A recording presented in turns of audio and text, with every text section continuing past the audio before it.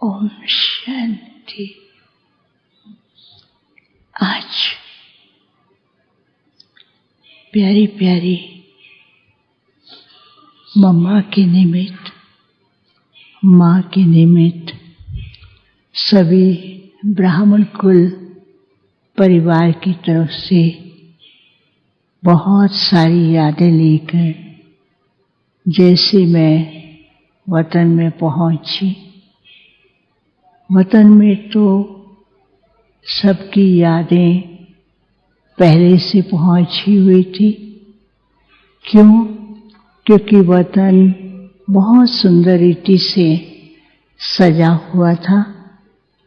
एक तरफ बहुत सारी मोतियों की माला थी, दूसरी तरफ कई डिजाइन आर्ट्स बने हुए थे, तीसरी तरफ जैसे कि फूलों की माला, लेकिन फूलों की माला में लाइट चमकती हुई दिखाई दे रही थी। तो मैं वो दृश्य देख रही थी। हर चीज के अंदर स्नेह की भावना के वाइब्रेशन चारों तरफ फैल रहे थे, जिसका वातावरण इतना प्यार का भरा हुआ था, कोई भी देखे तो एक सेकंड में उस प्यार के में खो जाए, तो ऐसा स्वरूप दिखाई दे रहा था। फिर थोड़ा दूरी पर देखती हूँ कि अलग अलग पहाड़ियाँ बनी हुई हैं।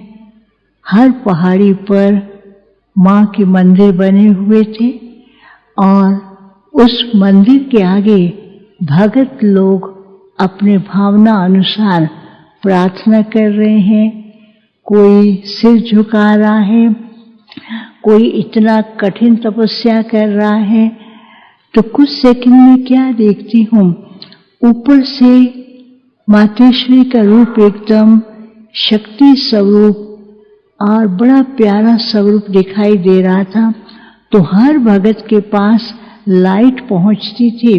उस लाइट में वरदान और वरदान के साथ साथ उनकी जो कामनाएं होती थी, उस कामना का भी उनको फल मिल रहा था और वो झुक झुक करके ऐसे नमस्कार भी कर रहे थे। फिर थोड़ी देर के बाद क्या देखती हूँ कि दूर से बाबा आ रहे हैं। तो बाबा जैसे नजदीक आए तो मैंने बाबा को कहा, बाबा आज तो एक एक बच्चा माँ को याद कर रहा है। तो बाबा ने भी आज बहुत खेल किया, बोला माँ को याद कर रहे हैं। मैंने कहा, तो मैंने कहा बाबा मम्मा कहाँ है? बाबा मेरे को कहते ढूंढो मम्मा कहाँ है। अब मैं कहाँ देखूं, इधर देखूं उधर देखूं। तो मम्मा तो बिल्कुल गुप्त रीति से जैसे कि ऐसे थे कि बाबा के हृदय में समाई हुई थे। तो बाबा के सामने देखती हूँ तो बाबा के जैसे गोदी में मम्मा दिखाई दे रही है और बाबा के स्नेह में खोई हुई थी। बाबा ने कहा देखो ये है मातेश्वरी, तुम बच्चों की माँ। तो सारे बाबा भी मुस्कुरा रहे थे। बाबा ने कहा कि बच्चों का स्नेह तो माँ के प्रति होना स्वाभाविक है। तो बाप को भी खुशी होती है कि बच्चे माँ को कितना प्यार करते हैं और माँ भी बच्चों को प्यार करते हुए कितना न्यारी और प्यारी है। फिर तो बाबा जैसे मम्मा को वो सीन दिखा रहे थे, जैसे जैसे सीन दिखा रहे थे ऐसे सबके स्नेह की भावनाओं की मालाएं मम्मा के गले में पड़ती जा रही थी और मम्मा का श्रृंगार होता जा रहा था। तो मम्मा बाबा को कहती, बाबा ये श्रृंगार क्यों हो रहा है? तो बाबा ने कहा ये सब बच्चों की स्नेह की भावना है। तो मम्मा का श्रृंगार ऐसा नहीं था, माँ का रूप था, सखी का रूप भी था और माँ का रूप शक्ति का रूप भी दिखाई देता था। जैसे भक्तों के लिए भिन्न भिन्न देवियों का स्वरूप था, ऐसे बच्चों के लिए भी भिन्न भिन्न स्वरूप दिखाई दे रहे थे। और बाबा ने उसी समय सभी बच्चों को इमर्ज किया और सब के सब जैसे बहुत प्यार से स्नेह के गीत गा रहे, प्यारी माँ, मीठी माँ। तो वो आवाज इतनी मधुर थी, उस संगीत के अंदर इतना रस आ रहा था, और सबको माँ ने अपने हाथ में लेकर दोनों बाहों में समा कर हर एक के सिर के ऊपर हाथ रखते हुए माँ उनको बहुत प्यार कर रही थी। फिर क्या किया, बाबा ने कहा बस सब बच्चों से मिल लिया। तो मम्मा कहती बाबा ये सब आपके ही बच्चे हैं, आपने ही इनको बनाया है। तो बाबा मुस्कुरा रहे थे। बाबा ने कहा माँ ने जो प्यार दिया वो प्यार तो भुलाया नहीं जा सकता। फिर इतने में क्या देखती हूँ कि एक साइड में कर्टन के पीछे एडवांस पार्टी के सब दादियाँ और एडवांस पार्टी के यज्ञ की स्थापना के जो निमित्त थे वो सब के सब खड़े हुए थे, और जैसे कि वो किसी का इंतजार कर रहे हों। तो जैसे ही बाबा ने वो कर्टन को ऐसे किया तो एडवांस पार्टी के सब मम्मा को बुला करके सब उनके गले लग करके आपस में बातें करने लगे। और बाबा क्या किया, किनारे चले गए और वो बहुत मीठी मीठी बातें कर रहे थे। बातें क्या कर रहे थे, एडवांस पार्टी वाले मम्मा को कहते मम्मा अभी ये कार्य कब संपन्न होगा। तो मम्मा कहती हैं कि ये सारा कार्य बाबा ने आप सबको जिम्मेवारी दी है, और जिम्मेवारी के साथ साथ जो इस समय अपने पूरे ब्राह्मण हैं उनके कंधों के ऊपर भी बाप ने विशेष जिम्मेवारी रखी है। तो सबके एक दूसरे के सहयोग और एक दूसरे के मिलन और एक दूसरे के यूनिटी से ये कार्य जल्दी संपन्न होगा। तो थोड़ी देर के बाद सब के सब मम्मा से बहुत मीठी मीठी बातें कर रहे थे, हंस भी रहे थे, खेल भी रहे थे, और बाबा पीछे से छिप करके ये दृश्य देख रहे थे। तो जैसे फिर बाबा बीच में आए तो मम्मा शांत। तो सारी एडवांस पार्टी वाले बाबा को कहते हैं बाबा आज तो हमने आपस में बहुत अच्छी रूह रुहान की है। तो बाबा ने कहा क्या रूह रुहान की है, तो जिसमें दीदी ने कहा रूह रुहान ये है कि जल्दी से जल्दी सब संपन्न बने और अपनी नई राजधानी में जाकर के राज्य करें। तो बाबा दीदी ने कहा, दादी ने कहा मम्मा से पूछो। मम्मा तो मुस्कुरा रही थी, कहा बाबा करा रहे हैं, बाबा का कार्य है। फिर जैसे बाबा देख रहे थे तो बाबा ने कहा देखो मम्मा का क्या इशारा रहता था, समय का इंतजार नहीं करो, समय से पहले अपने आप को संपन्न बनाओ। समय आपका इंतजार कर रहा है, लेकिन अभी तक भी बच्चे समय के बारे में सोचते हैं कब समय आएगा, कब ये होगा। समय तो अपना तीव्र गति से आगे बढ़ रहा है, लेकिन बच्चों को क्या करना है, समय से पहले ही अपने को संपन्न करना है। फिर बाबा ने मम्मा को कहा कि कुछ कहो बच्चों के लिए। तो बाबा के सामने मम्मा तो कुछ मुस्कुरा ही देती थी, बोलती नहीं थी।